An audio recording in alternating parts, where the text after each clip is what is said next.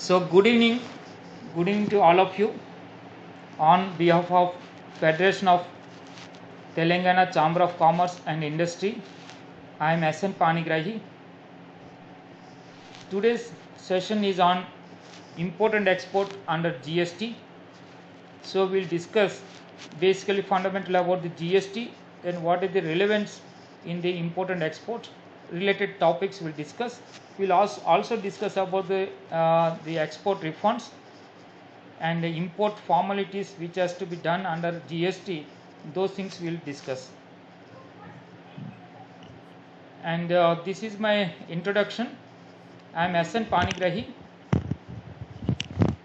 Please everybody is mute it, and at the end of the sessions we have interactions so that we have a question answer we can discuss. But for the better clarity of this picture and quality of the audio, let us everybody mute it so that we can start. Right? So I am an international corporate trainer, mentor and author, and I did more than 150 workshops globally, and also published more than 500 articles, and 90 plus YouTubes are there, presentations, plus more than 90 SlideShare presentations also there. And I am basically an electrical engineer with MBA and PG diploma in the ISO 9000 and TQM. I am a certified PMP from PMI US, and also I am a certified Six Sigma, Lean Six Sigma Black Belt from Exemplar Global as well as from KPMG.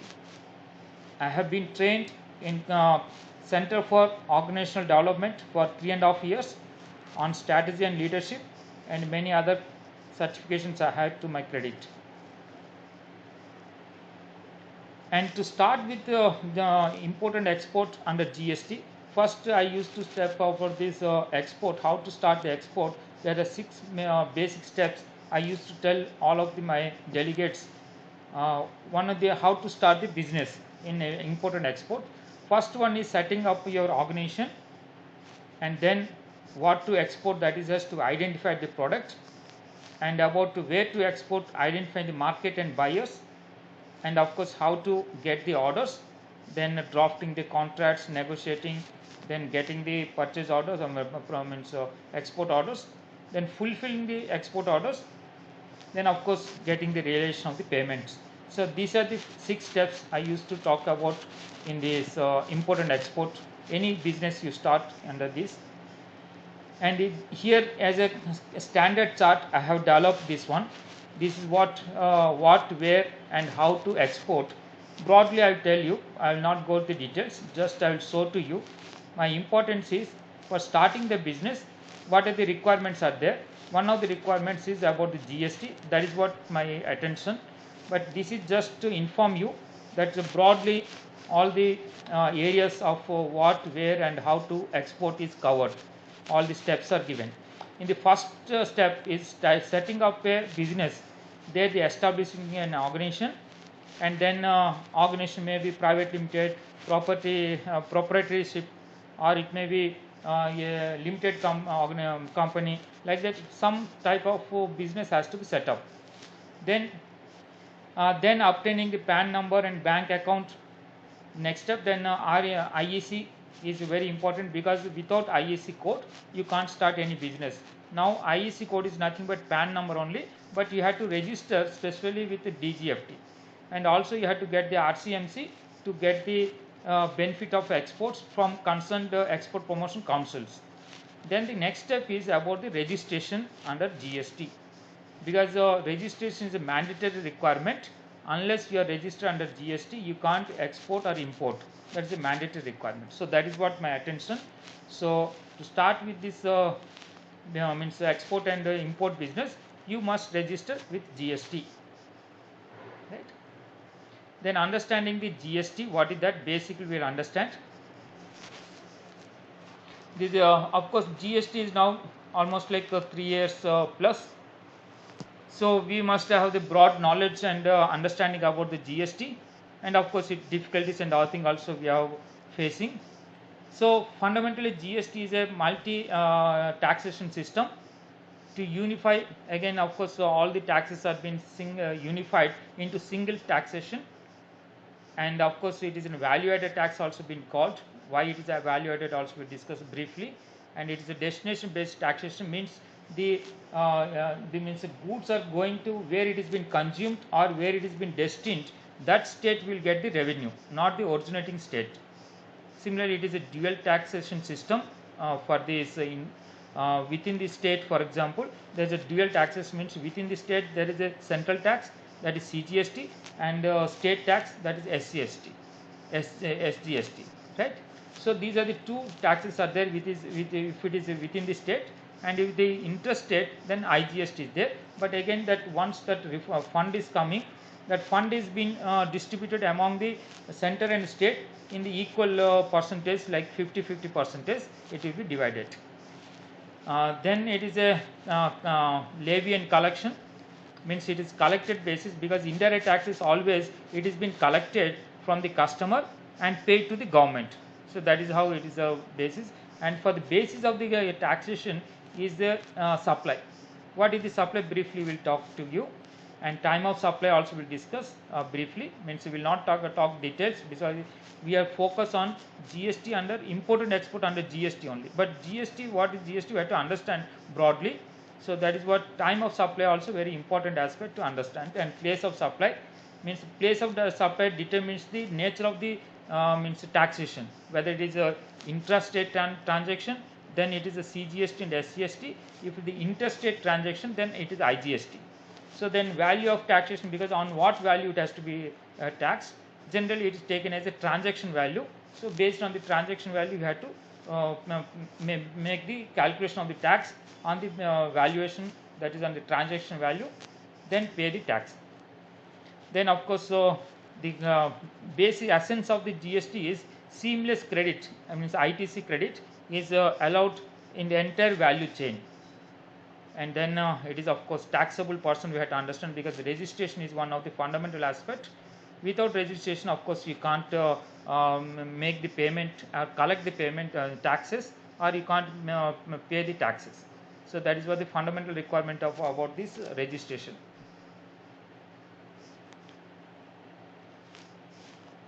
So as we understood that GST, when it's come, multiple taxes. Earlier there was 17 different taxes are there and 23 cesses are there. All these things are subsumed into one taxation system. And the basis for the collection of this GST, the principles is the event for the taxation. The event for taxation is supply. Supply is the event for taxation. What is the supply also we discuss in the next slide. But principle basic is taxation is based on the supply. Earlier, for example, in excise there is manufacturing is the basis. For the services taxes, there is service provision is the basis for the taxation. For the VAT or CST, then it will be the sales is a basis for the transaction, that is the event for transaction. But in case of GST, the event for taxation is supply.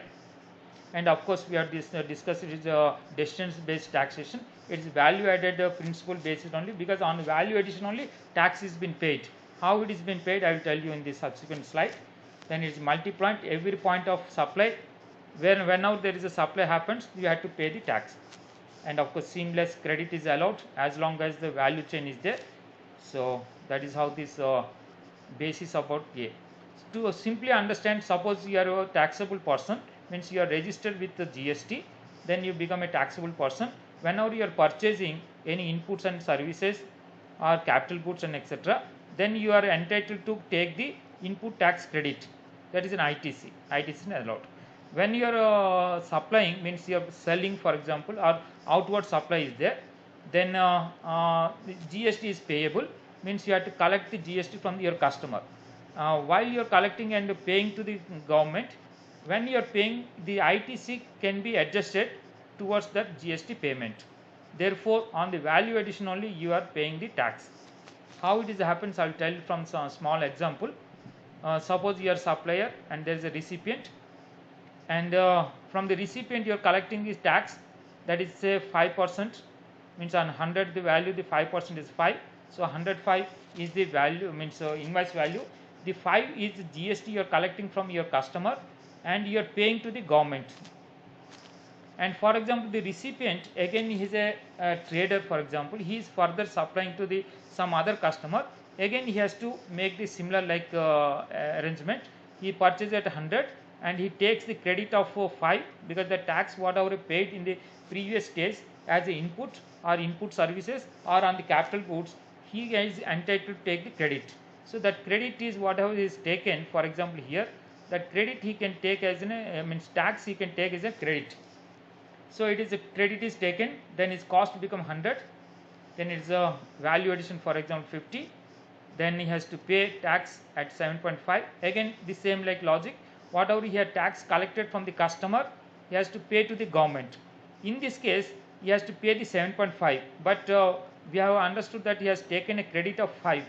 So net payment to the government will be 7.5 minus 5, means it is only 2.5, means on the value addition only he is paying the credit, means tax. That is why it is called as a value added tax. And in the supply chain how it is happened, I will just to elaborate it.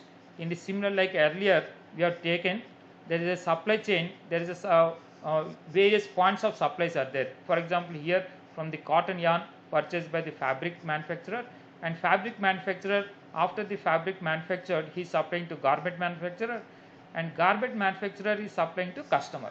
So in this chain also if you analyze, then it is also we can see understand a few points from this slide, that it is a multi-point taxation, means whenever there is a supply tax is levied. It is tax. For example, here supply is there, then tax is levied, that is 5% is paid. And again here there is a supply, again tax is taken, tax is paid. So it is a multi-point taxation. And of course it is a value added tax, because as in shown in the previous slide, whenever the value addition is there, only on the value addition only he is paying the tax, not on the entire value. So this is called also as a VAT, means value added tax. And of course seamless credit is allowed as long as the furtherance of business is there with tax payment.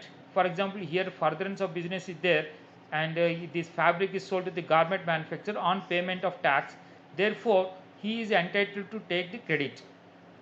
The credit is allowed, ITC credit is allowed as long as there is a furtherance of business with tax payment. So at the end of the consumer stage, for example, the consumer is received the purchased the material, he has paid the tax, the tax of 10.5 he has paid for example, but he is not entitled to take the credit because there is no furtherance of business and there is no tax payment. Therefore, he is not entitled to take any credit. So this is how this GST operates based on this concept, because just the introduction I have given to you. So I will move to the subject actually. GST is a destination based taxation, already we have discussed, because the receiving state or the consuming state, that state will receive the payment, means revenue. It is a dual taxation system as already discussed, and within the state there are two taxes are there: central levy, that is CGST, and state levy of SGST. And if it is interstate, then it will be IGST. It is again central tax, central levy, but after the center receiving the fund, it will be distributed among the state and center equal amounts. Then for the basis of this GST, there are four aspects are there. One is about the event for the supply. Event for the supply is this event for the taxation is supply. And what is the supply? Briefly I talked to in the next slide. But time of supply and the place of supply, transaction value we will not discuss detail, because we will go to the import and exports only. So time of supply is determining when that tax supposed to be payable. Generally, to understand, in case of the goods, it is the invoice. When now the invoice is raised, and that time, that is the time of supply starts. That is starting point for the payment of this taxes, right? And in case of the place of supply, of course this is big subject, but place of subject is determines the nature of the taxation, whether it is intrastate transaction or it is a interstate transaction. Accordingly, the payment of the tax will be applicable. It is intrastate, then CGST and SCST, and in case of interstate, then it is IGST. And valuation, as I discussed, it is a transaction value. as per the section 15 of this CGST Act. Then supply, just I will discuss what is the supply, because it is basis for this further course of discussions. So supply is all forms of supply for a consideration. All forms of supply means, for example, like sale, transfer, barter, exchange, license, rental, lease or disposal. All types of, this is an inclusive definition, means not only this, many such type of transactions falls under the supply. So all forms of supply for a consideration, if the consideration is there, then only it is treated as a supply, otherwise no. For example, you are giving free of cost some goods or services, then it will not be treated as a supply, because there is no consideration. So consideration is a mandatory condition here to qualify as a supply. But in certain cases, even though there is no consideration, in case of related person, for example, then it is also treated as a supply, even though there is no consideration. In case of related suppliers, related party transaction, like for example in the schedule 1 it is given, those are also treated as a supply. So this is the basic to consider about the supply.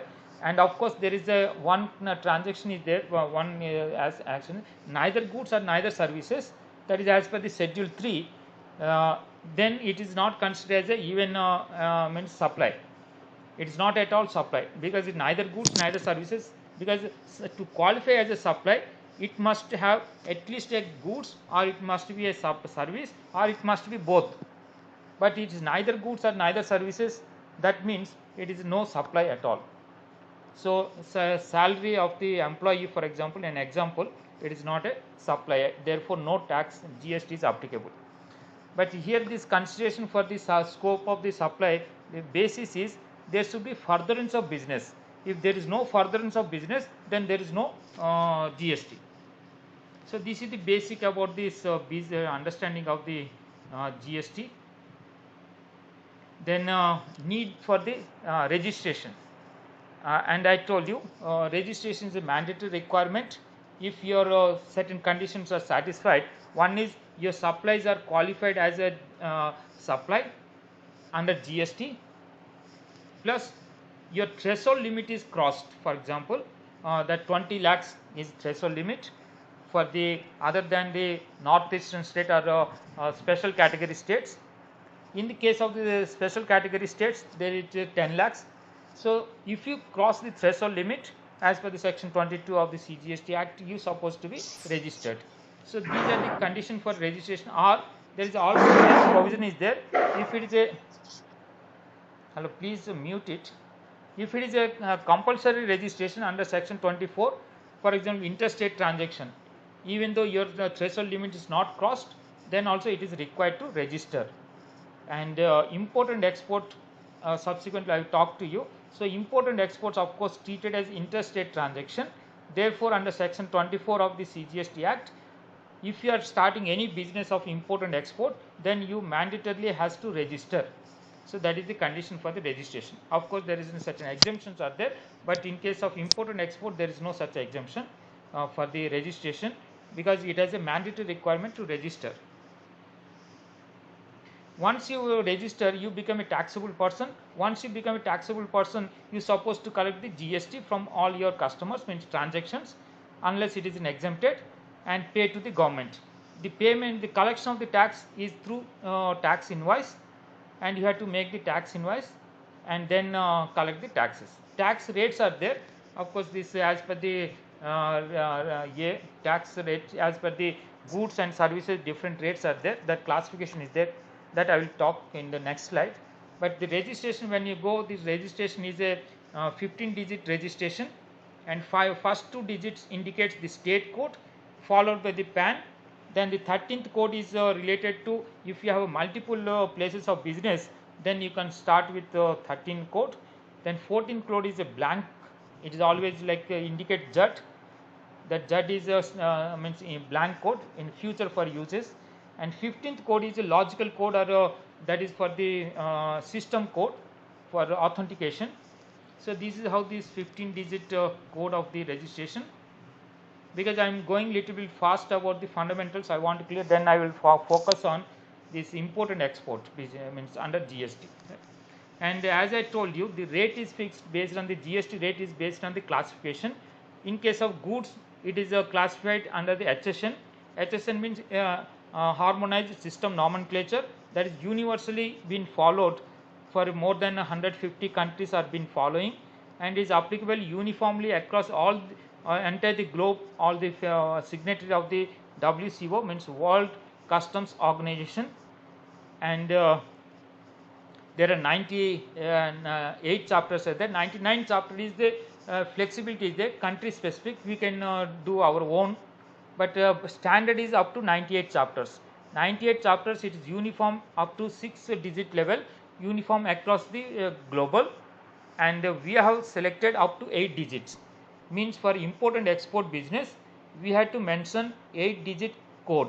In case of it is goods, 8 digit code is mandatory. If you are doing any import and export business, then we have to mention the 8 digit, up to 8 digit. Up to 6 digit is universally common nomenclature. 2 digits additionally we have taken, that is an optional. That optional is up to 4 digits we can take the optional, but we have taken, India has taken 2 digit optional additional, so therefore it become 8 digits. Up to 8 digits, it is we have to mention in the import and export. That is what the importance. In case of services, then there is service accounting code is there, and that we have to adopt it. Accordingly, rates also there. Various rates are been classified under the based on the HSN code, based on the SSC code. So this is how this some of the code examples have given. Basmati rice, for example, this is the code. Then cloves or cashew nuts, this is the code. Like the different codes are given as an example. And for the services also, for example, most of the import and export business, what are the services happen? So some of the service codes are given. For example, is the land transport of the goods, then road, railway, and other transport, petroleum and all things, gas, that transportation. Other than land transportation, these are the different codes are given for the land related transport. And it is water related. For example, it is a means by ocean, what is the transport happen by waterways. So these are the coastal and trans ocean, means overseas, and inland water transportation, then this is the code. And for air transportation, these are the different codes. Like sample I have given to you. In services also we have to follow the coding, that is SSC code, means service accounting code. Then we'll start with the treatment of import and export under GST. This is the main subject what we are concentrating now. We'll discuss. Right? Fundamentally, I have given some basics to make you understand about the GST. Now the subject is about the treatment of import and export under GST. And the definition of export first we'll take. What is defined as an export in GST? And this section 2.5 of IGST Act, it is talks about taking the goods out of India to a place outside India is treated as an export. And similarly, like export of services also been defined. These two provisions we'll discuss in detail now. And for example, if you are doing the transaction, means that the third country export, then whether it is treated as an export or not, we'll discuss. I will give you an example. Suppose a business entity is there in India, and they got the order, for example, from US customer, and from the US customer they received the export order, and after that they are getting the export order. The business entity in India sourcing the material from China, for example, from China they source the material, and they ask the Chinese supplier to send the goods, ship the goods directly to the US. From China, the material is directly going to the US. In this case, after this export order is fulfilled, of course, the US party will make the payment. In, for example, we understand that it is in US dollars, he is making the payment to Indian business. So, given this situation, whether this is being considered as an export or not, what the business entity in India is doing is whether it is an export or not. Anybody can tell whether it is an export or not? Yes, sir, it is an export. it is an export because we are getting the payment in US dollars. That is what your contention? We are getting the payment. That is the reason it is considered as an export. And we are paying to China. That is a Okay, import to China. that is another transaction. We are talking about one transaction is between Indian business and the US customer. This business only we are talking about. So as per you, it is a export, but it's not true. You see this definition. Again, I will go back to the definition and then we'll understand. The definition what is talking is, you see the understand the definition, the taking the goods out of India to a place outside India. When we are doing this transaction here, where the goods are going from India, the goods are not going from India, it is directly going from China to US.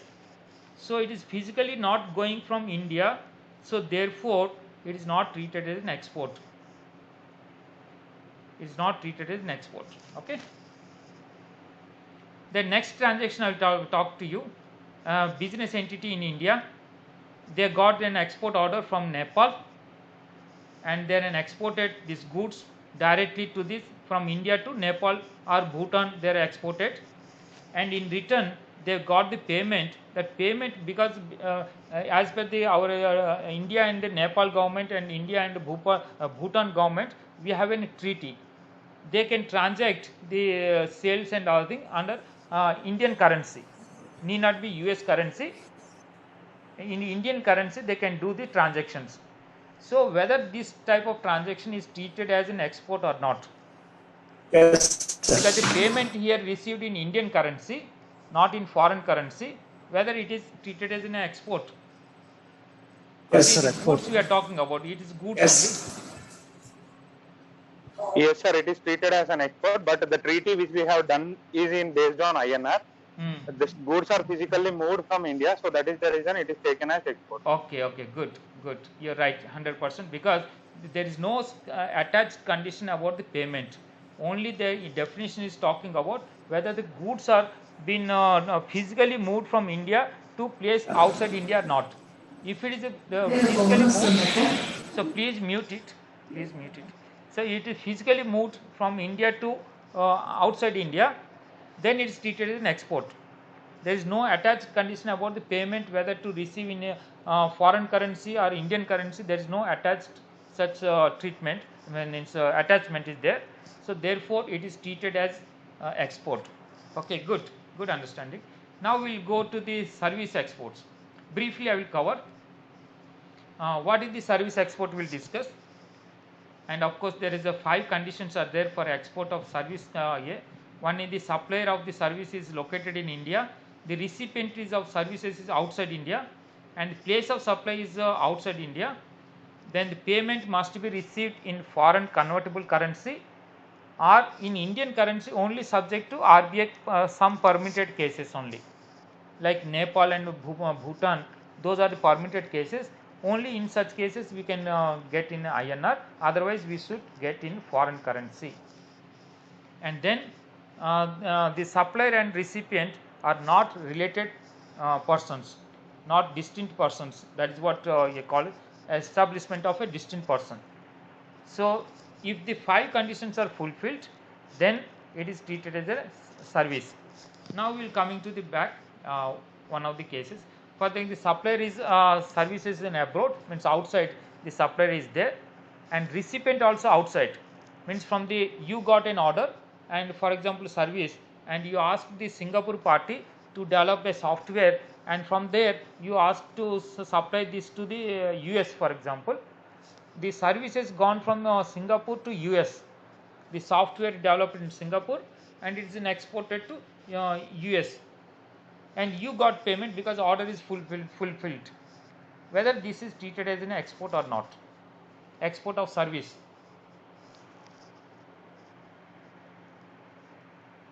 Because it is happened from the outside to outside, there is no place of the supplier must be in India, then only it is a first condition. The place of supplier must be in India, then only it is treated as an export. But here the place of the supplier is in Singapore, therefore it is not treated as an export. It is not treated as an export. Okay.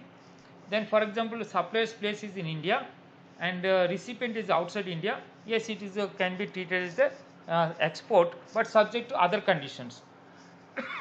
Because there is total 5 conditions are there. All the 5 conditions has to be fulfilled. Now for example, there is a supplier of the services. The supplier of services is in India. For example, software developer is in India. Then the recipient is in outside India. That is 2 conditions are satisfied. Then the third condition is the place of supply is in India. For example, there is an US company who places the order on Indian company to develop the software and supply to a customer of the US party who is in India. For example, a software developer in Hyderabad, he got the order from US to develop the software and develop the software and deliver the software to a customer of the US customer who is there in Pune, for example. So you are making the supply to a Pune. So place of supply become in Pune, which is in India. Therefore, the third condition is not satisfied. Therefore, it is not treated as an export of services, even though you receive the payment in convertible currency, foreign currency, right? Because the place of supply is in India. Therefore, it is not treated as export of services. Similarly, for example, you are the supplier from India of the services, and the recipient of the services, your customer, is in abroad, that is in US, for example, and the place of supply also outside India, because you are supplying this to the outside India only, means US your client, and consideration is received in Indian currency, for example. In such case, as I told you, except in few cases as permitted by the RBI, in other cases the currency user has to means money he has to receive, consideration you have to receive in foreign convertible currency only. Then only it is treated as an export of services, otherwise no. So this is how it is not treated as an export of service. Of course, other than the Nepal and Bhutan we are talking about are as permitted by RBI, those are exception case, but otherwise the payment supposed to be received in case of export of services in foreign currency. Suppose this all the 4 conditions are fulfilled. One is the place of supply. A supplier means you are the supplier, is you are in India. First condition is satisfied. The place of the recipient, that is in means your customer, is outside India. Yes, that condition is fulfilled. And the place of supply also outside India. So that condition, third condition, is fulfilled. Consideration also you are received in foreign currency, for example. These 4 conditions are received. Even then, it will be treated as a export of service, but the third, fourth condition has to be fulfilled. The fourth condition is, for example, there is a your representative is there in Dubai, for example, and you are sending the software to your Dubai person and getting the money in foreign currency, and in all the 4 conditions satisfied, you are in India and your client is your representative in abroad in Dubai, and place of supply is also in Dubai, because it is really exported to means gone outside the India. So the place of supply is outside India. You are received, for example, in foreign currency, but this will not be treated as an export, because you are in a mere establishment of distinct person. Your representative only there, he is a distinct person. So therefore, it is not treated as an export of services. So export of services, there is attached so many conditions. The 5 conditions are there. All the 5 conditions has to be fulfilled. Then only it is treated as an export of services. Otherwise, no.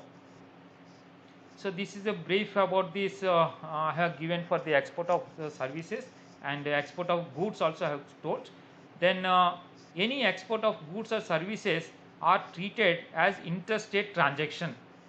When it is treated as interstate transaction of your goods, of import of goods, export of goods or services, or import of goods or import of services, all these things are treated as an interstate transaction. Therefore, IGST is applicable. It is applicable IGST. So that is the basis for this import and export under the GST, right? And then we will discuss about the zero rated supply, and this is the very center of your concept about the export. Exports are treated as a zero rated supply. why and what is that reasons and other things I'll tell you. And zero rated supply means what we will define to take the means definition. Zero rated supply means export of goods or services to outside, means export of goods and services. We understood what is the meaning of export of goods and export of services separately we have discussed. So those are treated as a zero rated supply. Also the supplies to either goods or services to SEZ unit or SEZ developers, these also treated as zero rated supply. What is the zero rated and what is the difference from nil rated and exempted, how it is been different from the zero rated, I will discuss it. In case of exempted or in case of nil rated goods, you will not be entitled to take the ITC credit. That is what we have discussed earlier. If you are the you are not have the if you don't have the furtherance of business, or you have the furtherance of business but you are not the product is exempted or nil rated, then you are not entitled to take the credit, that ITC input tax credit. You are not entitled when there is no furtherance of business, or even though furtherance of business is there but those product or services are exempted from the tax or it is nil rated. In such case you will not entitled to take the credit, ITC credit. But in case of zero rated supply, even though you are not paying the tax on the outward supply, for example export you are making, you are not paying the tax, even then you are entitled to take the credit. That is the advantage, that is the difference between the nil rated and exempted and versus this zero rated. Means whenever you are making the export, then you are entitled to take the credit even though you are exporting without payment of tax. Even though you are exporting without payment of tax, you are entitled to take the credit. That is the meaning of the zero rated. Okay. Then even though you are exporting, for example exempted products, one is you are exporting without payment of tax, then also you are entitled to take the credit.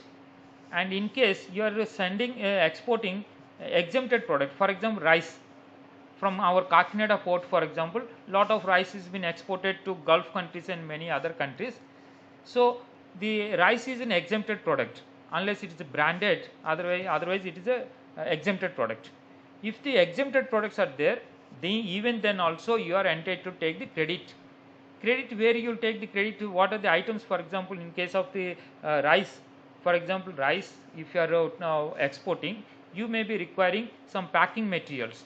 Packing material means like HDPE bags or PP bags you required. For that you purchase, there the tax you have to pay, and those are the input material, so that ITC you can take it. So that is the meaning. Even though output products, main product is exempted, but what are the other items you are purchasing, like packing materials, or you are making from the transportation, for example, or materials handling, all these things are subject to taxation, and on that what are the taxes you have paid, you are entitled to take the credit, even though outward supply is exempted export product, that is in a rice in this example, for example, right? So you are entitled to take the credit, ITC credit. Now we will discuss about how to export. There are two options are there. One is exporting without payment of IGST, because it is IGST applicable, because it is treated as an export and imports are treated as an interstate transaction. So in case of export, the IGST is applicable. Then there is two options are there. One is without payment of the tax, that is in IGST. The second option is on payment of IGST. So these two options we will discuss now. So as we discussed, there are two options are there. One is as per the section, because everywhere I mentioned about the section under the IGST, here it is 16.3 of the IGST Act. The two options are there. One option is without payment of tax, means GST, under LUT. LUT means letter of undertaking. And then in such case, what are the input tax credits remain unutilized those things you can take as a refund of ITC, right? And then second option is with payment of IGST. In such case, what are the input tax credit are there, you can utilize that input tax credit towards payment of IGST, and whatever the IGST you have paid, that refund you can claim as entire IGST. Whatever you have paid, entire refund you can get as a refund of the IGST, right? So this is the very beneficial position about the export, because most of the people are confronting with difficulties getting the refunds. So let us understand what is the EA. So these are the fundamental about the refunds actually. One option is the without payment of tax, without payment of IGST you are making the export under LUT.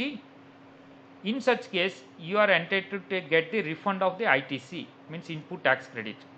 In the second case, where you are making the payment of IGST by adjusting your ITC, then whatever you have paid, the entire IGST you can get as a refund. So basic understanding we have about this, and of course getting LUT now we are discuss, because we are first option we are talking about. That first option is without payment of tax under LUT, means we have to get the LUT. For the LUT, what are the conditions are required? Just I tell you. For LUT, very simple, anybody can get the LUT. There is no bar, except one condition is there, that is the two conditions are there, that we will discuss. One is you should be registered, because I understood being an exporter you must have a registration under GST. So all the registered persons, you are also one of the registered person, you are entitled to take the LUT. LUT is entitled only for the export only. Export means direct export, outside going, means physically materials are going outside India, or services as per the service export conditions are fulfilled, it is fulfilled, then only it is treated as an export. So for that you take the LUT. And also for the supplies to SEZ or SEZ developers, then also you can utilize the LUT. Therefore you can send the goods or services without payment of tax. The only condition is attached here is who is not prosecuted under any of the law and tax evasion is more than 2.5 crores, means 250 lakhs, then you are not entitled to take the credit, means LUT. You are not eligible for the LUT. Otherwise, all the exporters are eligible for LUT, except this condition, that if you are prosecuted for the amount of the tax evasion more than 250 lakhs, then you are not entitled to get the LUT, right? And of course some few conditions I will tell you. Other, the supplies to EOU, there is a question arises whether the supplies to EOU it is entitled to get the LUT. The question is no. The answer is no, because supplies to EOU are not treated as zero rated. Here only zero rated are you can make the supplies under LUT. Means zero rated means only export, that is export, direct exports like export of goods or services, or supplies to SEZ or SEZ developer. These two categories only treated as an export zero rated. Therefore the supplies to EOU are not treated as zero rated. Therefore you are not entitled to use the LUT. You have to make the payment, on payment only you have to supply the goods. Of course the deemed refunds are there, that we will discuss later. Deemed supply refunds, deemed export, that called deemed export refunds are there, that you can entitled, but not under LUT, right? Then once the LUT is given, this in online you can make, immediately you get in GST portal. So this, once you get the LUT, it is valid for 1 year only, one financial year. Means one financial year means from the starting from the April 1st and ending with 31st March. Even though you are taken on 25th March, within 4-5 days it expires, because it is valid as per the financial year only. So every financial year you have to again take the new LUT, right? Then another question arises. Then there was one case arisen, and of course it went to the High Court, and High Court has given judgment. Based on that, there was a circular in 2018. Without LUT, the exports are being made. without LUT, the exports are made. Then it is whether it is considered as an export and entitled for the benefits or not. Benefits means export refunds or export related other benefits like under DGFT foreign trade policy, whether those benefits are entitled or not. That is the question raised. Then the court has decided yes, because substantially there is no deviation, only the procedural part certain deviations happen, but substantial amounts of the benefits should not be denied. Therefore, even though LUT is not made, that delay is allowed. Delay is allowed. But my advice is don't take that chances, because some cases I will tell you. Even yesterday some case happened. One of my client is not mentioned. He has taken LUT, but he is not mentioned the LUT number in the invoice. There is no mandatory requirement. Of course, I will come and explain to you invoices also, export invoice, how to prepare. And there is no requirement of preparing of the in invoice LUT number need not be mentioned, but unnecessarily they halted the our supplies. He is making supplies to SEZ actually, so they halted, and the delay happened 4-5 days. They halted unnecessarily. So we should not, even though he is wrong on his part, but ultimate sufferers are, we are the ultimate sufferers. So let us make certain discipline. LUT is required prior to export, that is the condition. LUT is required prior to export. Even the delay of getting also allowed it as per the circular also given by the department, but we should avoid it. We should avoid it as a good practice. Unnecessarily anything delay happens, that delay is on our part at our cost only. So we should avoid. So first we have to take the LUT, then only we make the export without payment of tax. Then let us understand this both the taxes, means how this operation of this happens. Suppose you are an exporter and you are exporting under 0 rated, and there Excuse is me, sir, I am having a doubt. Yes, sir. Yes, sir. Tell me, sir. Sir, my question is, we have to mention in the invoice, right? Yeah. To export. Yeah. If you are not mentioned in the invoice, whatever it may be, SEZ or non-SEZ, LUT, LUT number we are not mentioned in the invoice, we cannot get the tax exemption. No. That is what I am repeating, sir. My explanation, you read it. Even though there is a LUT is in, you are not, even not, though you are not got it also, LUT, the delay is in that means condoned. And also, if you are not mentioned, there is no need for mention in the invoice. Strictly as per the law, if you take the section 31 and rule 46 of the CGST rules, then it is not required. But it is a good practice, because unnecessary harassments will come. The department people, even though you are correct, but unnecessary harassment. And later the... For international, we don't need to mention, right, sir? No, international, even domestic also, when you are doing it, it's not required. But as a good practice, I am telling, if you mention it, it is very nice. You to mention, because unnecessarily they stop your consignment on the way, and later on they will not. Later on, that officials, they will not traceable, and also they are not. If you ring also, they will not respond. They unnecessarily harass you 2-3 days, and during the 2-3 days, your consignments are maybe delayed or something happens. Every loss is yours only. So it is a good advice.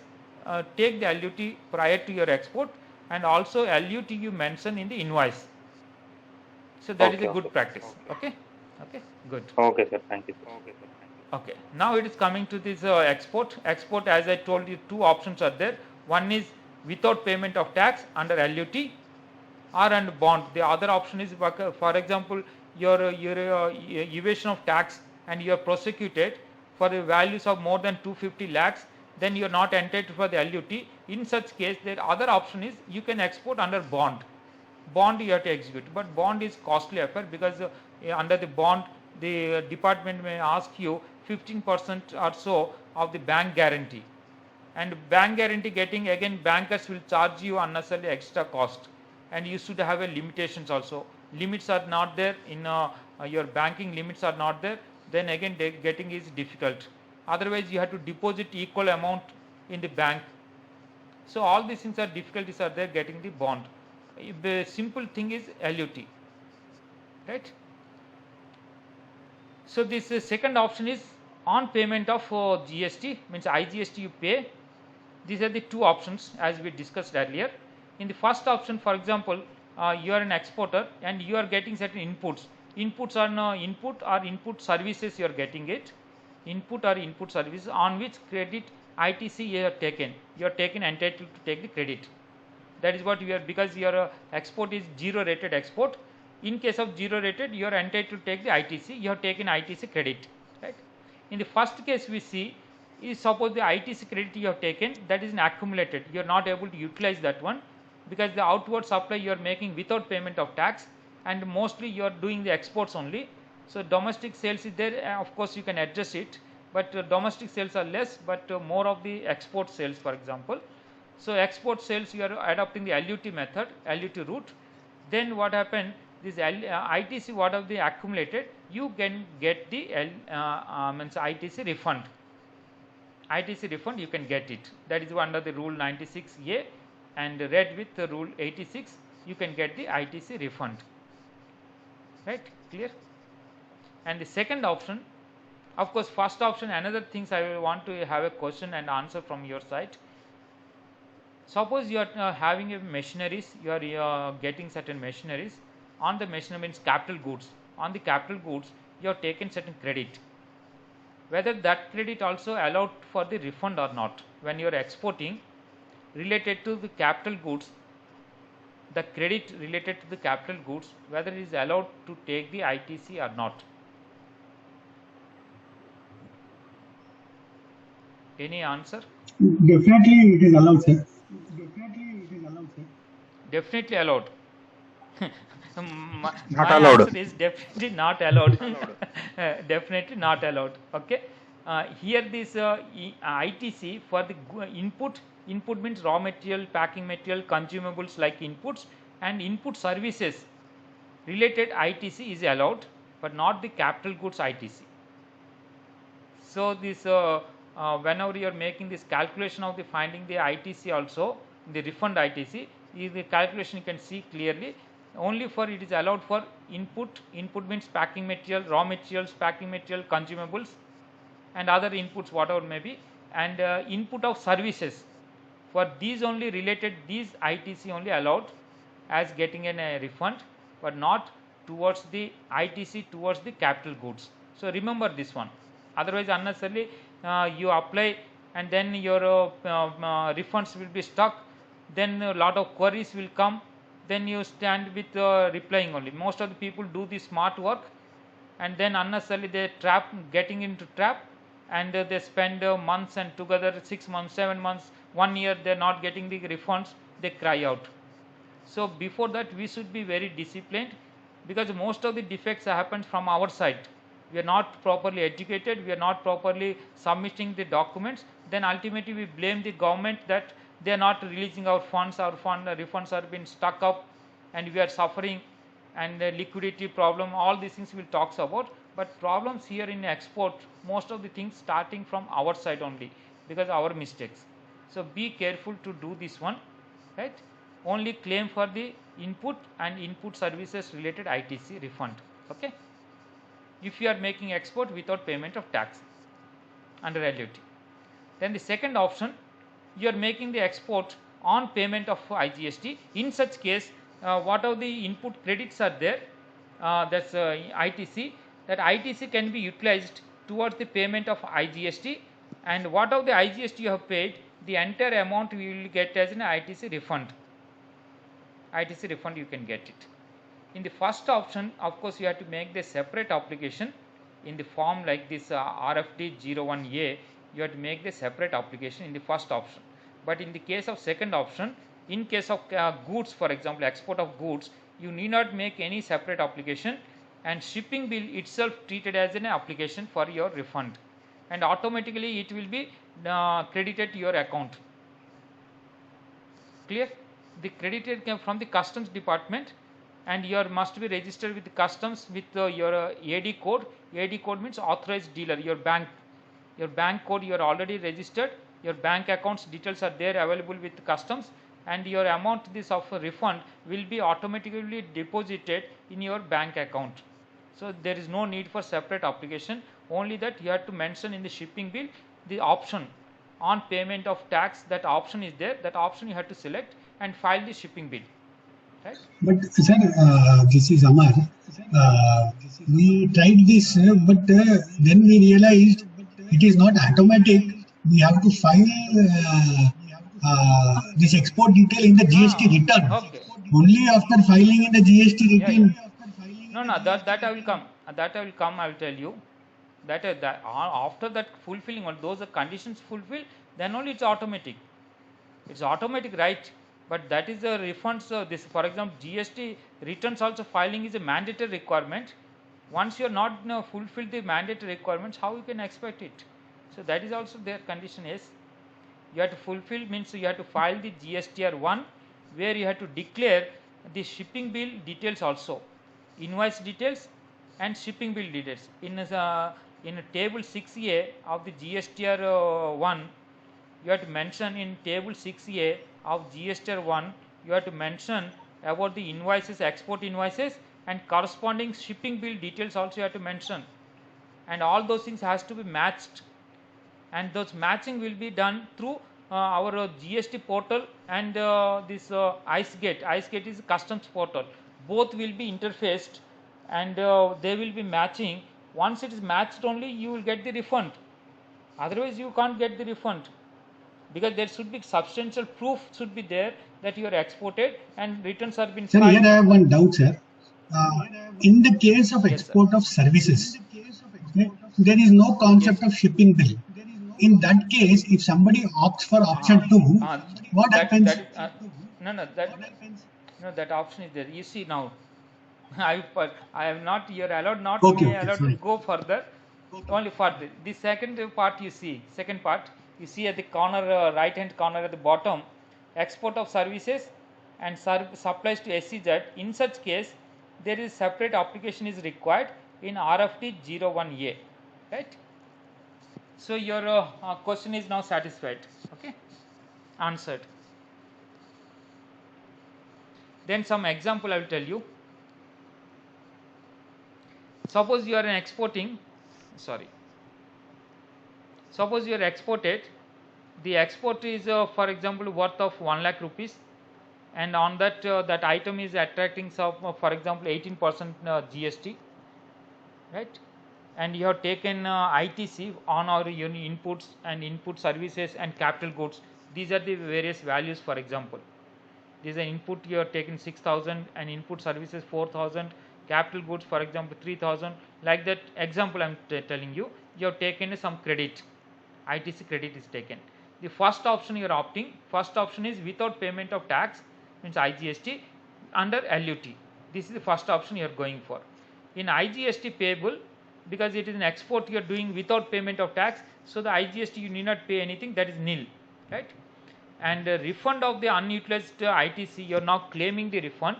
That claiming of the refund, you have to claim only for the input and input services, that is what 6,000 plus 4,000, and ITC related to capital goods is not allowed, so you should not claim. If you claim, your claim will be hurt somewhere, will be stuck somewhere, you will not get the refunds, unless again you have to rectify, you will not get the refunds. So that is how you have to be careful, that you should not take the ITC on the capital goods, and only you have to claim inputs and input services. So that is how this calculation, right? And this export of second option, what happening is, you have ITC taken of this many, and this can be adjusted, this for example 13,000, the entire 13,000 you can adjust towards the payment of the IGST. The IGST you are paying for example is 18% on 1 lakh, means you are paying 18,000.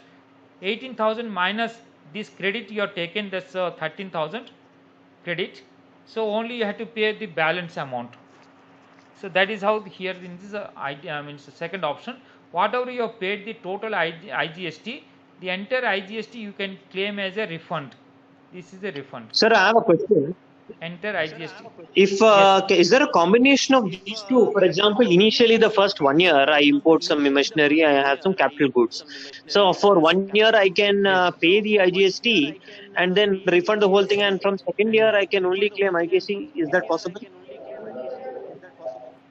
Yes, sir. Not only second year and first year, anytime one consignment in the same month, for example, one consignment you can opt for the option 1, the second consignment you can opt for the option 2. It is your choice. There is no restriction. Even though it's not like 1 year, it's even same month or second day or the same day also you can opt for the 2 consignments are there, 2 options you are taking. Yes, it is allowed. Okay. Clear? There is no such Hello, restriction. sir. Sir, Yes, actually, sir. what about the exports which is being done by from SEZ? So I Yes. would like to know about the Yes. GST from the for the exports which is being done from SEZ to other country. Okay. I'll come there also. I'll discuss. Okay.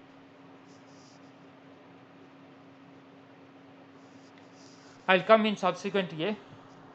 Then we are coming to for the exempted goods. Suppose exempted goods, then whether the ITC is allowed or not. So that is what. Suppose it is like agriculture goods like rice, I have given example. Then in such case, what are the ITC you have taken on the cab means packing material or services like warehousing services, transport, handling, and all these things, what are the ITC you have taken? These ITC you can get the refund.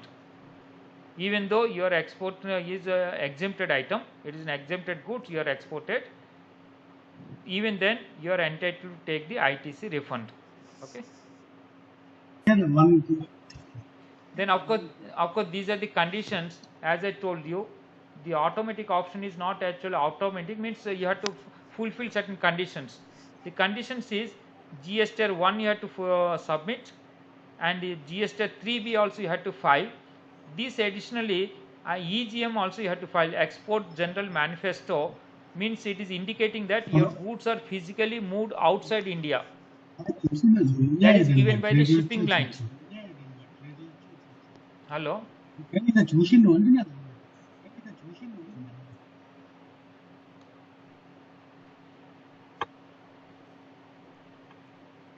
Yeah. So these conditions has to fulfill that GSTR 1 and GSTR 3B has to be filed. In addition, the EGM also indicates that your exports are done, it means the goods are gone outside India. This is an Export General Manifesto being filed by the shipping lines. Then only it will be done. For services, Right? option 2, if somebody Yeah. opts for option 2, then Yeah. the form RFD01 is same as option 1, right? Yeah. The both are same application. In case of this like previously I am going there, I will explain to you.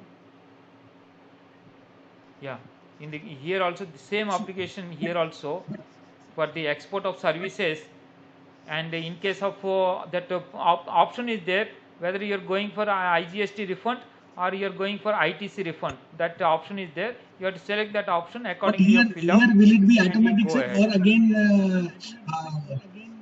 No, it is not automatic because it's semi-automatic. But various references, various means your documents, other things will be verified by the department people.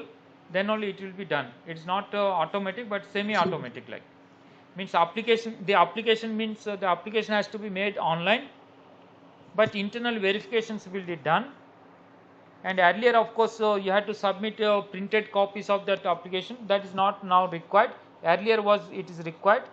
Means you have to file the application online, and that application has to be taken printout. Along that printout and attaching the invoicing details, all these things you have to submit to the your concerned department. Means your means where this your authorized means GST official is there. There you have to submit. That was earlier. Now this submission is eliminated only when it is not reflected in 2A. Those details only you have to give. GST 2A is not reflected. Only those details you have to submit.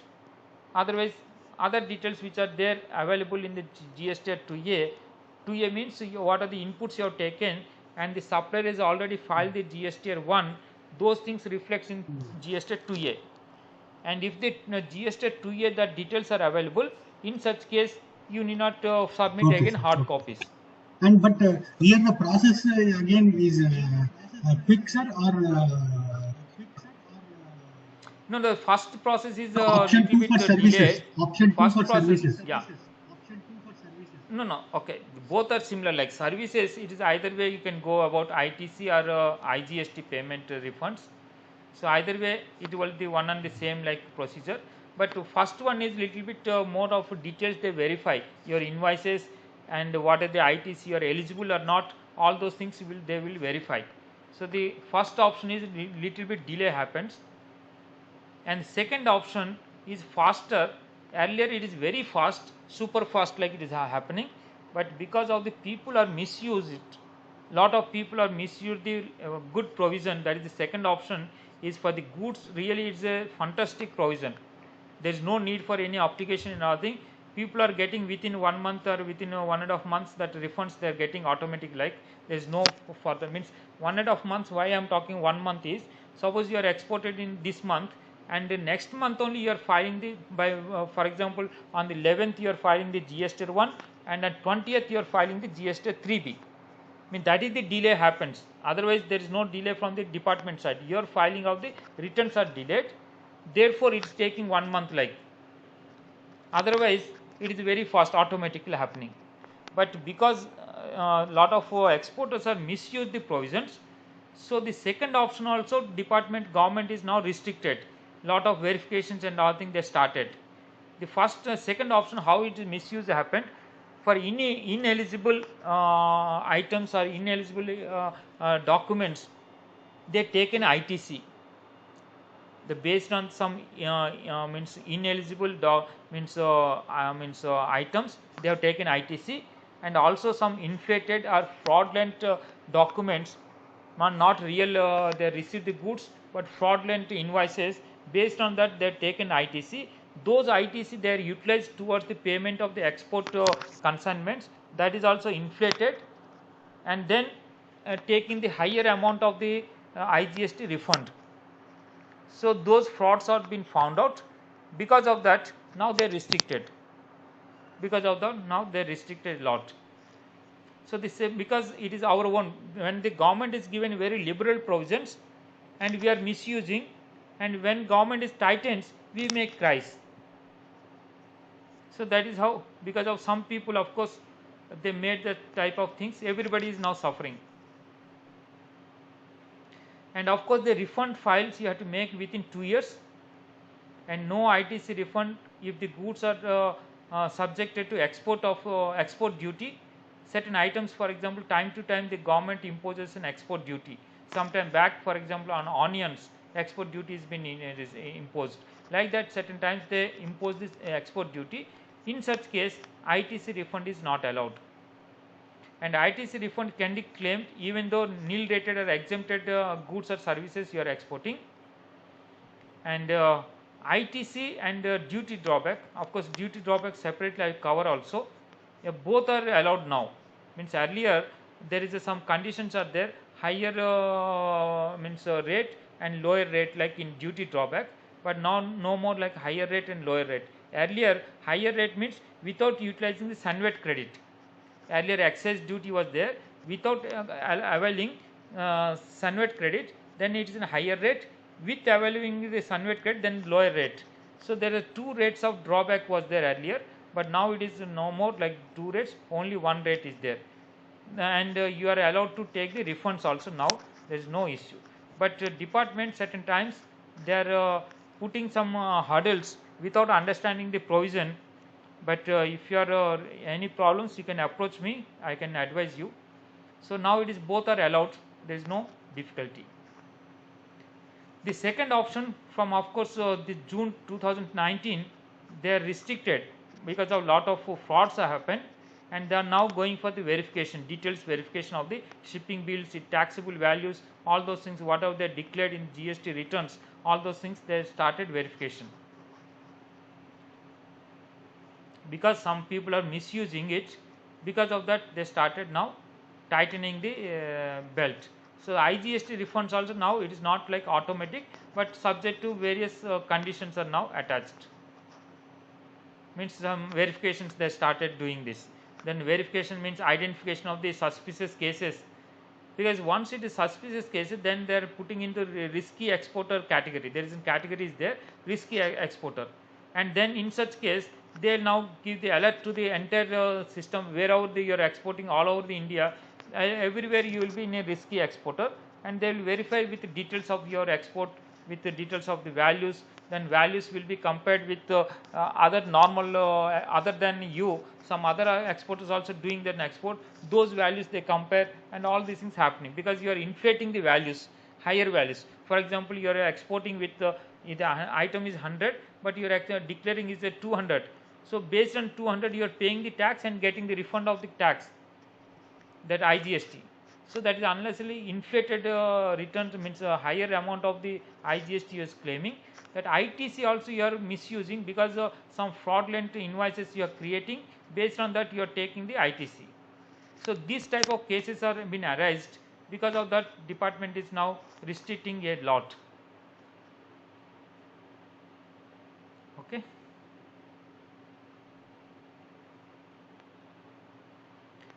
Then this is about the drawbacks, what I am talking about. Drawback as well as ITC refunds are allowed. Both are allowed, because earlier there is restrictions, but now it is no more restrictions. It is allowed. Both you can claim. That departments also given the circular. Based on the circular they are talking about, therefore the supplier availing the drawback only in respect of the customs portion is not allowed. Otherwise other things are allowed. So that there is no restriction, you can claim both the means refund as well as drawback. Then supplies to SEZs we will discuss little bit, and so outside the custom, that I will separately discuss. But supplies to SEZ, supplies to SEZ also treated as a zero rated supply, and there are two options as available for zero rated supply. We have discussed two options are there. One is without payment of tax, and the other one is on payment of tax. So both the options are available. But in the second option, for example, the first option, anyhow you get the ITC refund. You have to make the application in RFT 01A, and you will get the refund of the ITC, unutilized ITC you can get it. In the second option, on payment of tax means IGST, the claim can be made only by the SEZ unit, not the supplier. That is the change. If this whatever you are making the IGST payment, you are not entitled to get this refund. The refund will be claimed by the recipient only. Means SEZ unit only will get the refund, not the supplier. So that is the major change that happened here, right? Then the supply to UOU, whether it is been treated as a zero rated, supplies to UOU, whether it is treated as a UOU, zero rated. Yes, anybody?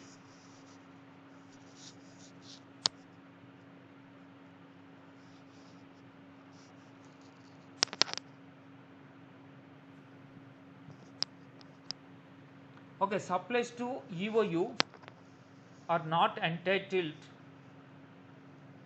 as a zero rated, therefore you are not allowed to supply under LUT. You are not allowed to supply to EOU under LUT, and also the EOU is not entitled to get any, suppliers to EOU is not entitled to get any refund. Only the deemed refund, deemed export refunds only he can get, but not the ITC refunds or what of the taxes he has paid, on that he will not get the refund. Then let us discuss about the deemed export. What is the deemed export and what is the deemed export refund? We will discuss it. These are the various provisions about this deemed export. The definition of the deemed export. Deemed export says the concept is, it is not, goods are not moving outside India, but is saving lot of foreign exchange outflow. That is the concept of deemed export. The goods are not going outside India, but it is saving lot of outflow of the foreign currency. That is the concept about behind this deemed export, right? And of course, there various notifications are there. And deemed export under the foreign trade policy is different from the definition is different from the definition what they adopted by the means CBIC. CBIC means Central Board of Indirect Taxes and Customs. That definition of deemed exports is different from the foreign trade policy. Foreign trade policy, the deemed export definition is very broad, and even though you are supplying to the contractor who is under the foreign tendering, for example, in such case supplies to those bidders also treated as a deemed export. But as per the CBIC notification, that notification 48/2017, there is 4 categories only treated as a deemed export. What are those 4 categories? We'll discuss. These are the 4 categories. One is the supplies you are making to the advance authorization holder, or you are supplying to EPCG authorization holder, or you are making the supplies to EOU, or means electronic hardware technology park, or software technology park, or biotechnology park. So these supplies you are making, these are being entitled as treated as a deemed export. And of course, one more category is there: supplies of the gold by a bank to the public sector undertakings means against advance authorizations. Those is separate, means only for the gold transaction, because banks are importing gold in a huge amount, and they are giving to the means jewelers who have been exporters under the advance authorization. They can surrender that advance authorization to the bank, against which they can take this gold, because gold in small quantities are getting difficult. So bankers are coming to import the gold in the larger quantities and supplying to the small type of exporters, mean jewelers, jewelry exporters. They are supplying. In that case also it is treated as this deemed export. So these are the 4 categories only treated as a deemed export.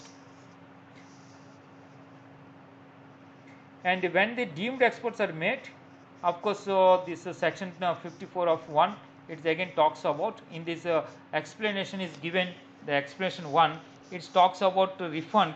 In the refund they included the wordings that refund of the tax on the supply of the goods regarded as deemed export also allowed for the refund. Refund of the what of the taxes you have paid, that refund you can claim it. So that is what the refund means. Suppose you are supplying the goods to the EOU unit, and what of the taxes you have paid, that tax you can get the refund. The refund can be claimed by both either the supplier or this recipient, that is EOU unit, or this advance authorization holder, or the EPCG authorization holder. Either of them can claim, either the supplier or the recipient, not both.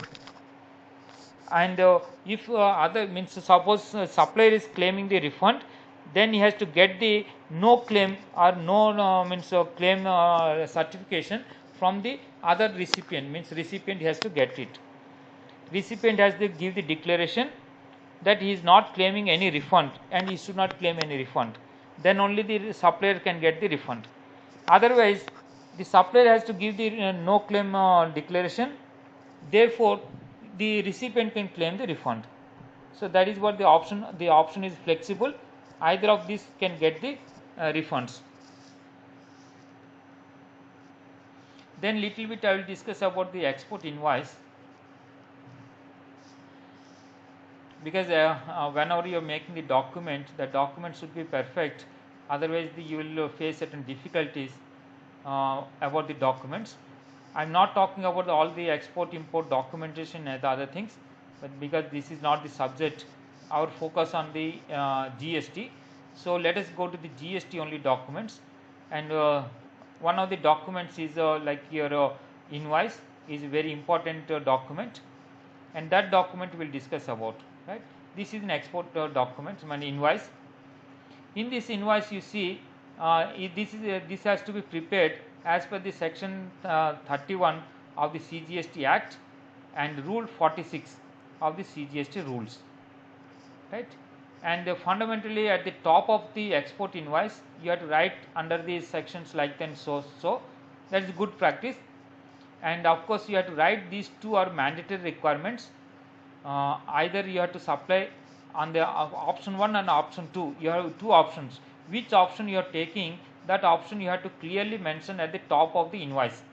Means under the with payment of tax or without payment of tax, that option you have to give very clearly at the top of it, top of the invoice, right? Then other things of course like normal any of the export invoices you can do it. One side is your exporter details and other thing. Whenever you are giving the exporter your consignment, means your address and all this name and address, all these things, you should must and should you have to give the GST number, because this is a mandatory requirement. GST number you have to mention, the exporter's GST number must be there, because you can't do any export or import without having the GST number registration. So that once you have become registered, that 15-digit GST number supposed to be mentioned here. Then importer and consignee the details, then buyer details, and if the buyer is other than consignee, that details you can give it. Then notify party as per the any things are required, bankers requirements and etc. You can give that notify parties. And port of loading and port of means discharge and port of destination.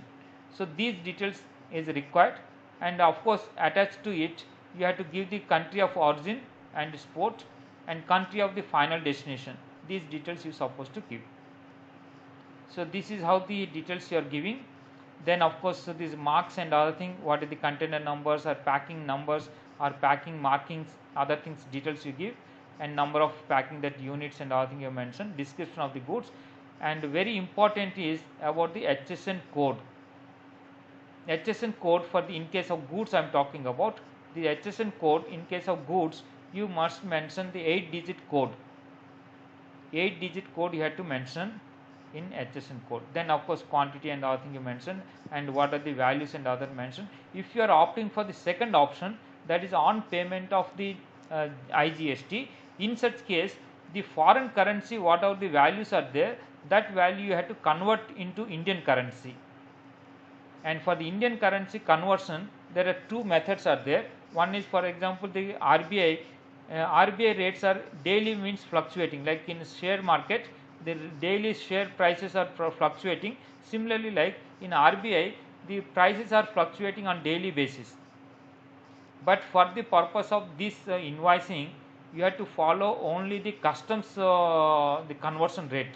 Customs generally announces the rates on the monthly basis, and if it is in very frequent changes are there, then quarterly, means fortnightly also they do it. But generally they do the publishes gazette notification for the exchange rate on monthly basis. So based on that current month what is the exchange rate, based on that exchange rate you have to follow it. Then you have to find the FOB value. On FOB value you have to give the GST rate, what is your GST means rate, and amount you have to write out. And this amount of course once you claiming the refund, this in IGST refund, this amount you will get the refund in your bank account. So this amount whatever you have mentioned in the invoice, the same amount you have to mention in the shipping bill, and same declarations you have to make in the IGST, sorry, GSTR 1. GSTR 1 also you have to give the invoice details when whatever you have declared in this invoice, and you are submitting to the customs officials, and along with the shipping bill. The shipping bill also you have to give the values, those values in invoice, in values in the shipping bill, and whatever you are filing the returns in the GSTR 1, it has to be matched. It has to match. If any mismatch is there, then the problems will start.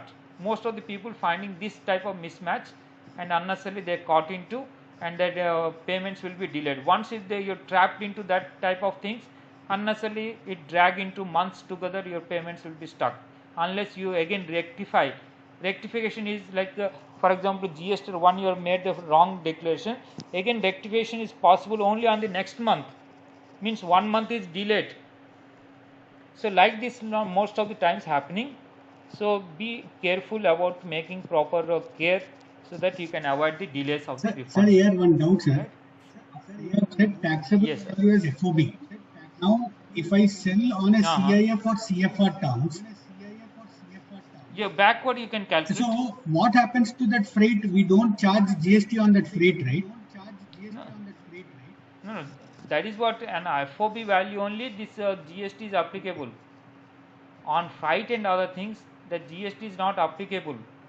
So you we have to don't calculate we if don't you have show the that consignment, value in the shipping invoice, export tax invoice, sir.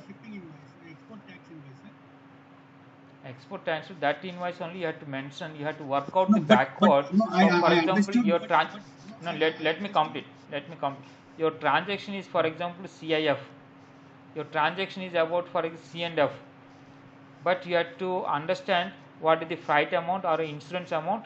Those things you deduct and arrive at FOB value. On FOB value only you have to declare in the invoice that claim for the, this is for the claim for the refund.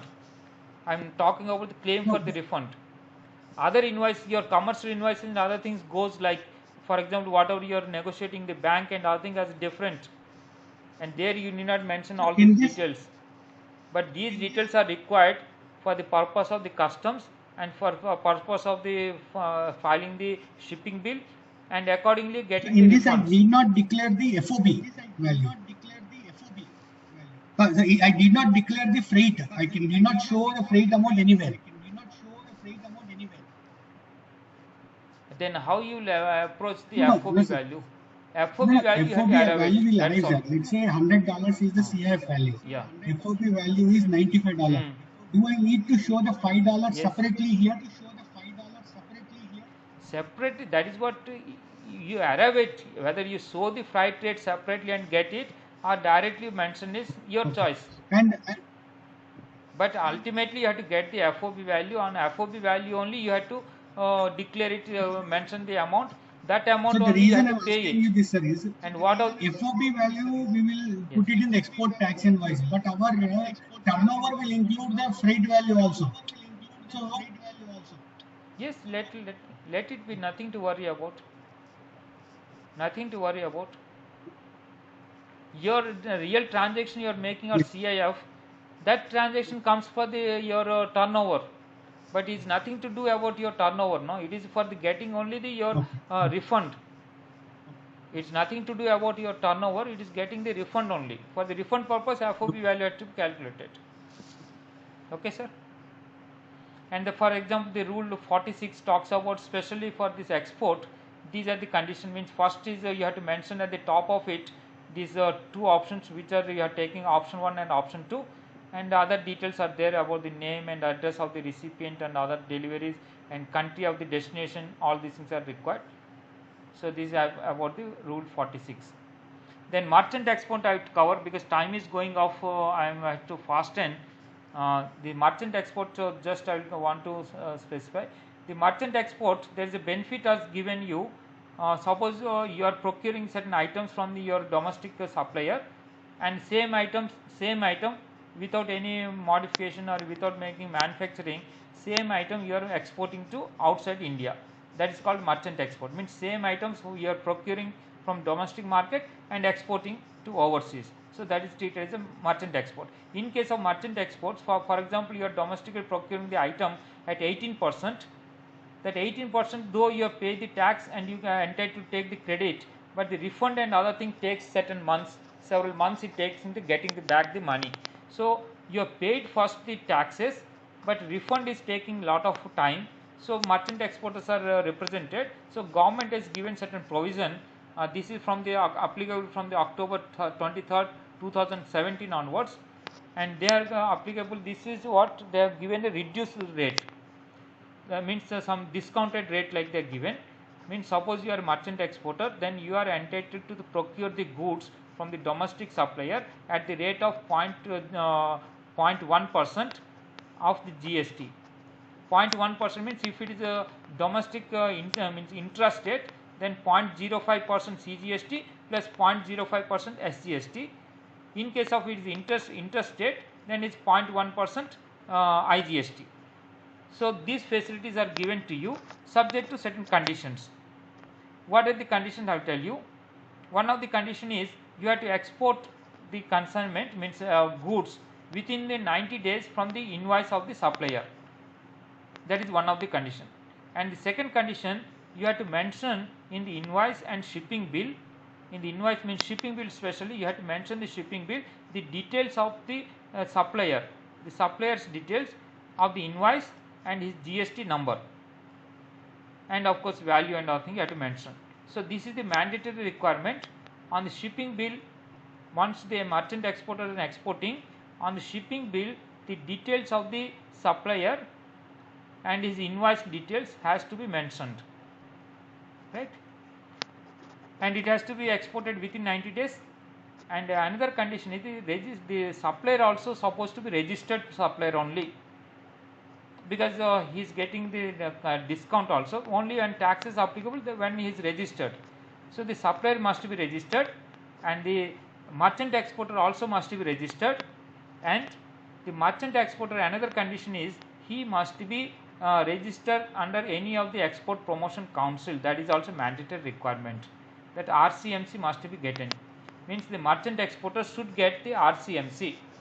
RCMC means registration cum membership certificate from any of the export promotion council of the concerned export promotion council of the related product. He has to get the, that is the mandatory requirement. And after the export he has to send the proof of export to the supplier.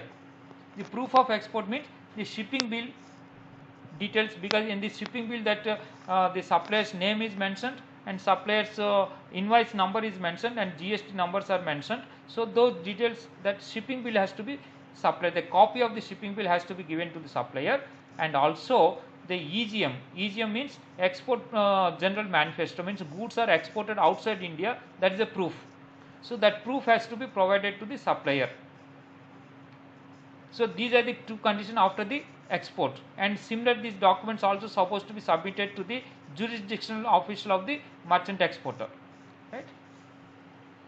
And in case these are not fulfilled, for example, he is not exported within 90 days and he is not submitted, for example, shipping bill, where in the shipping bill the supplier's name is there and must be there, and supplier's invoice details and GST details must be there, those are not submitted, EGM is not submitted, then this is not treated as a merchant export supply. In such case, the supplier who has made the supplies under the concession rate of 0.1%, the difference amount along with interest supposed to be paid by the supplier. Means the owners of this getting the details on the supplier now, right? If the merchant exporter fails, it will be means costing the supplier now. Supplier has to make the difference of the amount, he has to pay, and with interest, if the merchant exporter fails to export within 90 days. So this is the condition about A. And one more thing, practical issue is, if the shipping bill is provided to the supplier may get the information about the customer, overseas customer. So the merchant exporters may fear that why should I expose my customers' details to the supplier. That is a debate now happening. So for that, government has given one circular that you need not disclose the details of this suppliers, where that in shipping bill you can make the, for example, the photocopy you take, on that erase that details of the customer, overseas customer.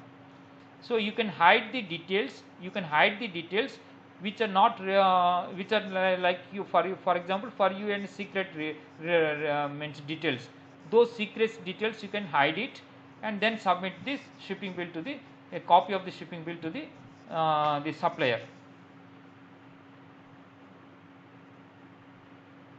And one more condition, in case of merchant export under this provision like 0.1% GST, the second option is not available.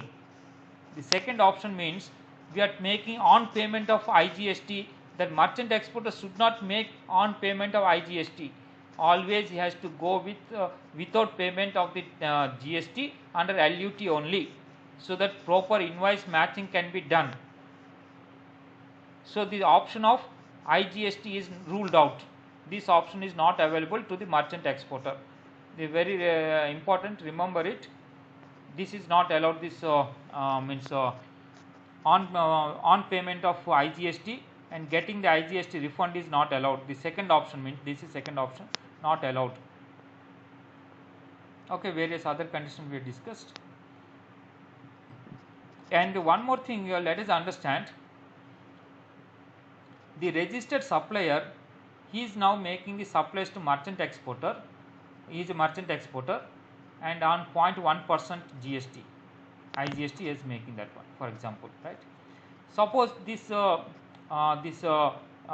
supplier, registered supplier, getting certain inputs or input services, which attracts, for example, 18%, which attracts 18%.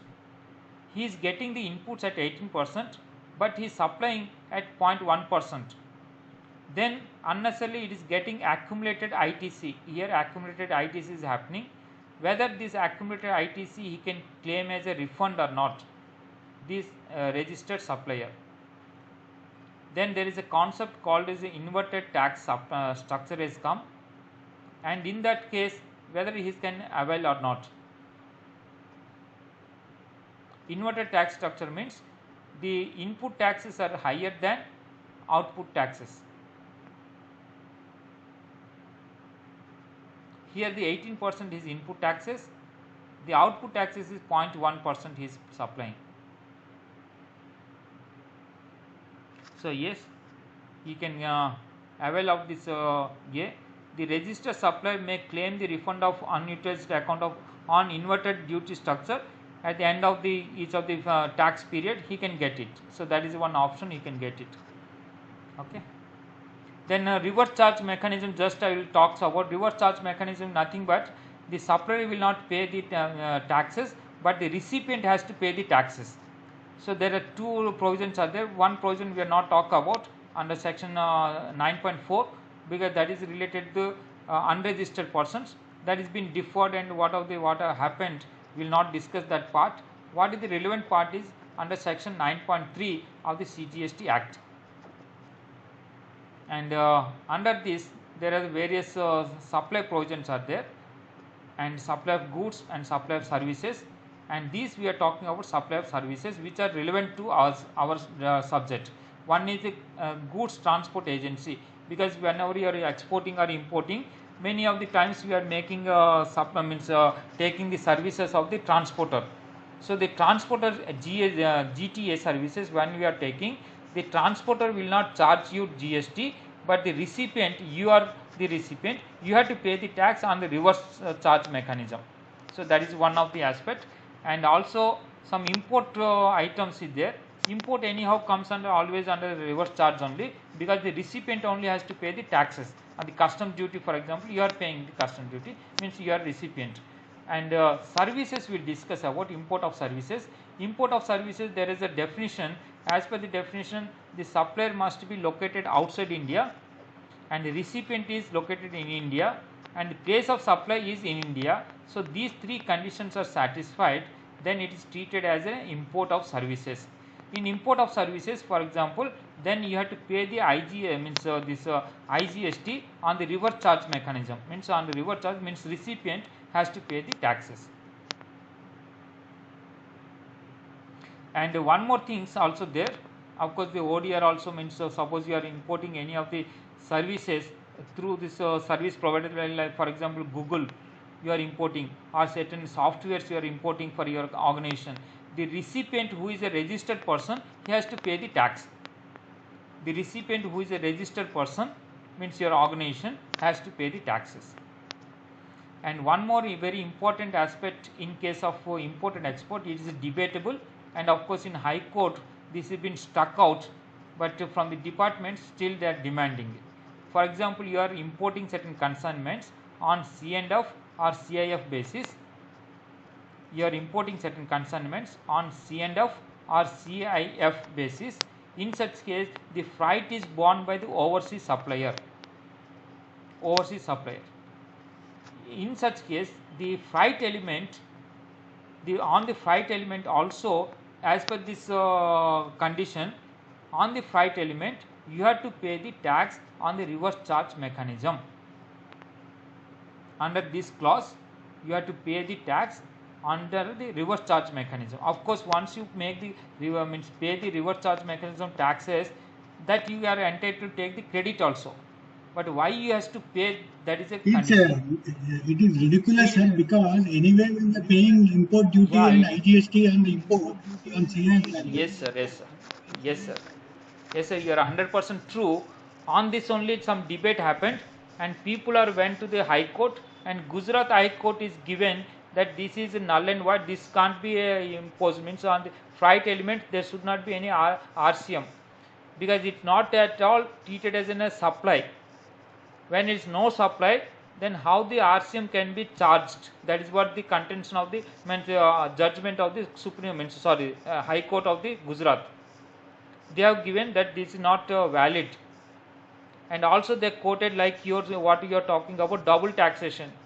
Double taxation means at the time of import you are calculating on CIF value, that import value, according the taxes, means customs duty you are paying.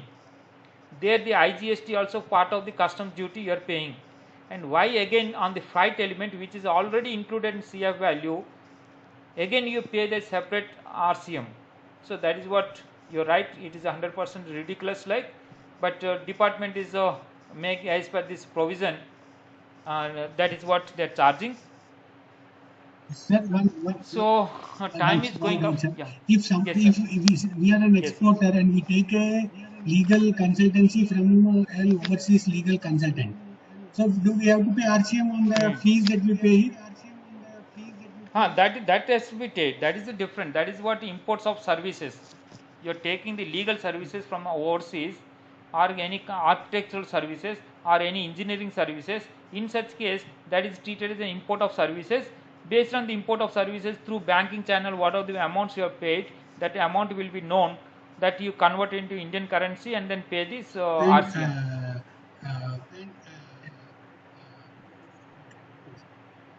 Yes, sir. So this is about foreign trade policy. Of course, we are not covering it, but relevant to GST, I will cover some 10-15 minutes if you are permitting me beyond the 8 o'clock, because up to 8 o'clock only session. But beyond 8 o'clock, if you accept for 10 minutes or 15 minutes, then I will cover it. Sir, my apologies, sir. One more question, sir. When we buy certain goods and when we achieve certain quantities, the supplier gives us some discounts. So these discounts are also RCM is applicable? No, the discounts means what exactly? What type of discount? Quantity discounts. Because quantity discounts okay, but who is who is giving the supplier? Overseas supplier. Who is giving? No, over supplier is giving. Okay, over supplier. If the transaction is after this happened, those things case to case we have to discuss, and it can't be given a generic like. You have to understand what type of transaction you are making. And when that discount is given, for example, discount is given shown in the invoice, then the treatment is different. But again, customs, they will not consider for the customs purpose the transaction value is without discount. Even though you are given the discount showing in this invoice, they will not consider that part of the discount, and full amount value they impose the taxes, means custom duty. So like that many provisions are there. Later suppose is provided, then what type of transaction happen, we have to understand. Accordingly, I can tell you. If you want, you can talk to me separately on Tuesday, because tomorrow and day after also I am engaged. Tuesday you can talk to me so that we can discuss this aspect, right? Then it is ITC and other things, because ITC is very important this year.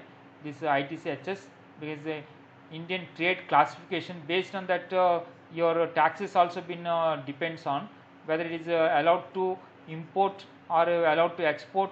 All these things also allowed, because it is freely allowed or restricted or prohibited or canalized, like that. For example, some of the items from China now, most of the people means items now trying to put into the restricted category. Earlier it was freely import. And another example I tell you, agarbattis for example.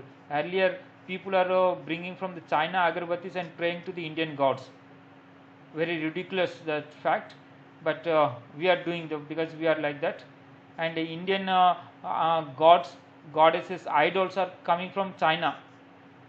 And in fact, even worst case is, because my heart is burning like listening to all of these things, and even Indian Rakhi is a relationship between a brother and sister. There, how we can bringing a Chinese factor into it, Chinese angle you are bringing it to. For Rakhis also we can't manufacture in India. So okay, that is what we as a means our mindset is there. That is what we. Okay, these are related to Then chapter 3 I will tell you. This is about a MEIS scheme or SCI scheme, and whenever you are means you not utilizing, for example, MEIS, I will talk about only GST part. GST part relevant to the MEIS. MEIS is merchandise export from India scheme, and there you will be getting script. If that script under which you can import, and that import custom duty, you can, this amount can be offset towards the custom duty. But suppose you are not importing, you are not able to utilize, you can sell it, means you can transfer it. Once you transfer it, it is actually becomes a supply. License also is supply, it is a part of a license, like, but it is treated as a supply. And once a supply you are making for the consideration, so that tax is applicable. But later people are represented, so that part is now exempted now. Now whatever you are means transferring, that is not means that that is treated as supply, but exempted supply. So there is no tax is applicable, GST is not applicable. Similar like advance authorization, if you whatever you are importing, and that import part, there is an IGST part also there in the customs duty. That customs duty is entirely exempted, including the IGST part. Whenever you importing goods under this duty exemption scheme, duty exemption scheme, the advance authorization. Under advance authorization, you are entitled to import means items without payment of the customs duty. One part of the custom duty is your IGST, which is the custom means GST related, right? But under the Customs Act only it is been calculated. Then EPCG also similarly, whenever importing the capital goods, then also you can import under zero rate, means customs all these customs duties are been exempted, including IGST. Similar like deemed export, already we have covered, that is the chapter 6, that is EOU and EHTP, all these things whenever you are making supplies. Then also deemed export is treated. Deemed export, as I told you, you can get the refund.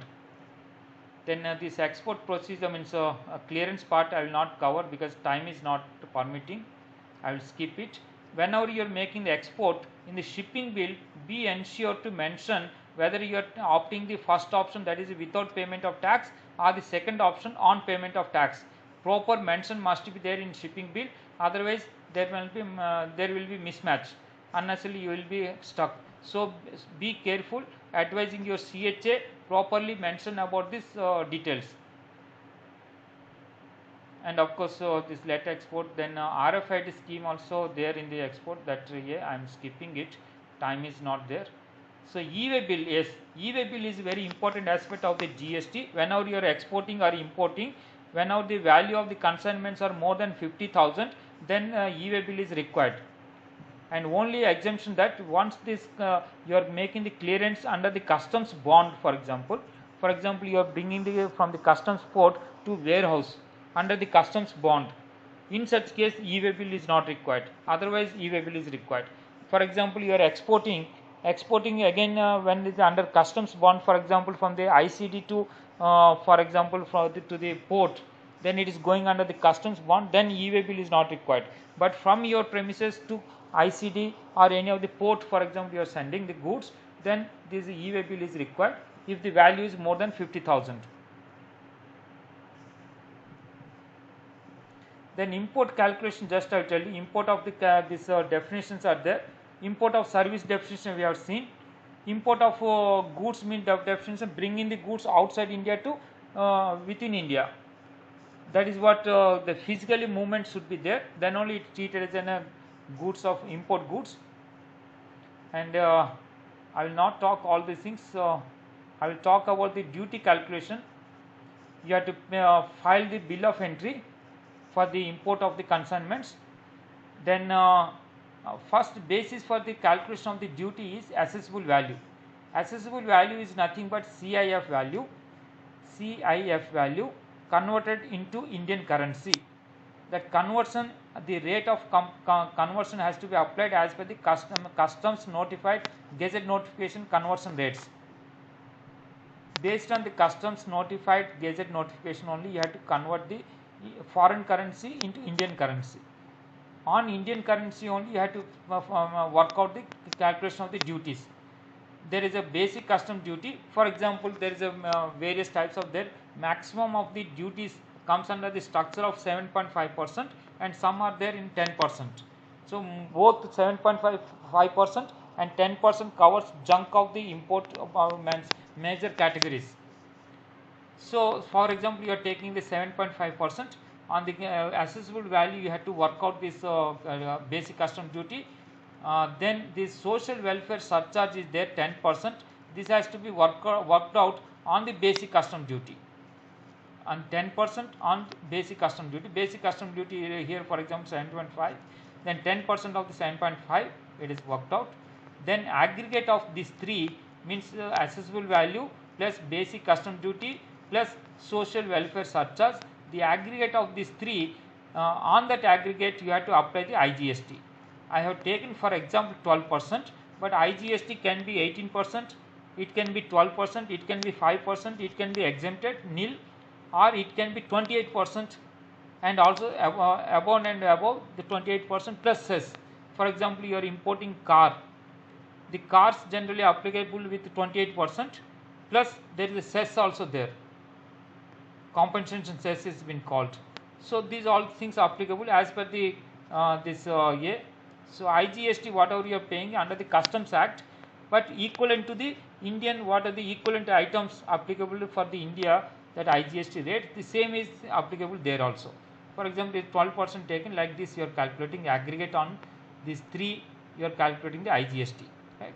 Then the total of this is this much, and whatever you have paid IGST is allowed to take an ITC, means input tax credit. You can take whatever the amount you have paid as IGST, but other customs duty, basic custom duty and social welfare surcharge are not allowed to take the ITC. Only ITC is allowed for IGST, right? So for the calculation, of course, time is not there, otherwise I could have been shown in the IceGate. This is the IceGate link. If you go to the IceGate link, and that details you are mentioned about the means either the HSN code or the description of the item, and select the country, then the details comes, then you can go about the calculation. That calculation automatically shows it in the IceGate. Like this, for example, it is showing this here. Then duty drawback, of course, the current duty drawback is under the notification. This one is announced in 28th of the January 2020, effective from the 4th this February 2020. So as per this, you can go either the advance authorizations like that, or another option is there, you can go for the duty drawback. And the duty drawback, when you are going, whether ITCs for refunds are allowed or not, so that clarity already I have given. Refunds also allowed even though you are taking the duty drawback. Means what are the options like ITC, the refund, or about this IGST refund. If they both are means under both of the conditions, the drawback also allowed, nothing to worry about.